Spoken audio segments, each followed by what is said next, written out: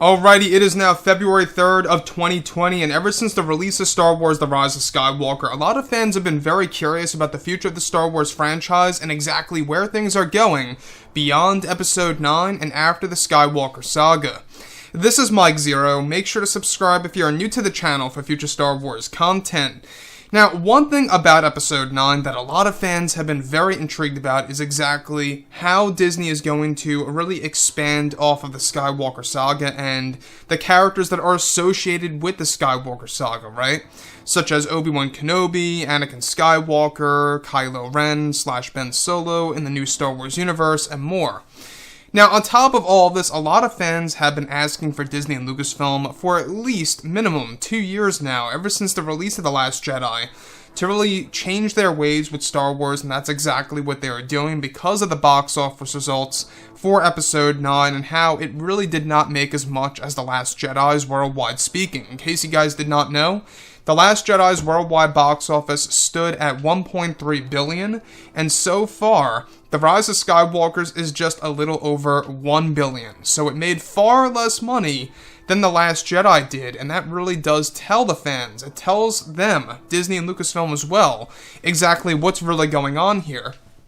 So beyond everything here, both Disney and Lucasfilm have a big plan in place, and that, of course, now both Disney and Lucasfilm are finished with The Rise of Skywalker, and they are moving on to their new Star Wars universe that is said to take Star Wars in a different direction and to evolve the franchise. Many fans have been very curious about the future of the franchise by Disney and Lucasfilm since. Currently, they're going under major changes, and that a part of these changes have to do with multiple projects being handled differently by Disney and Lucasfilm.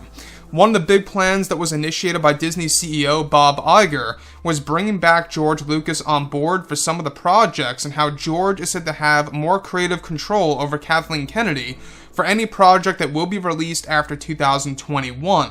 However, the one exception for one project that will debut before 2022 is the Kenobi TV series, and that George Lucas is said to have more creative control over Kathleen Kennedy now for the series than herself, and that many of his ideas for how Kenobi lived on Tatooine will be used in the new scripts for what's being reworked as of right now.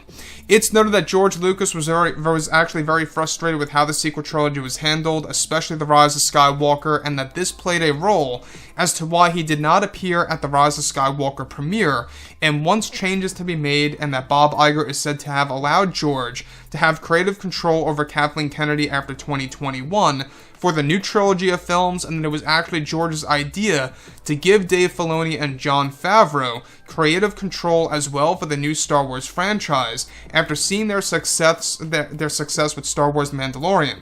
Now, George Lucas, however, having more power over Kathleen Kennedy for the Kenobi TV series as of now, is said to be the first step for Lucasfilm creating a proper story, in that this played a role in the delay for the production as well. However, the release date will remain the same.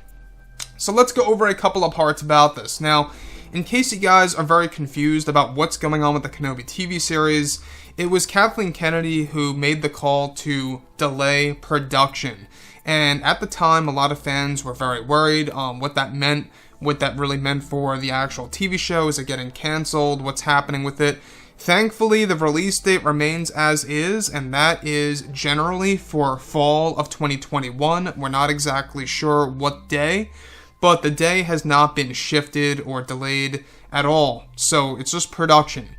But a large chunk of this also had to do with Disney and Lucasfilm cleaning house, changing their ways of how they handle Star Wars, and how George Lucas is going to have some form of creative control over Kathleen Kennedy for the Kenobi TV series.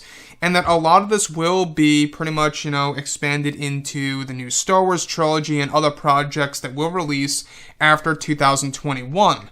That George Lucas is going to have more power over Kathleen Kennedy. Now, does that mean that he's going to be president of Lucasfilm?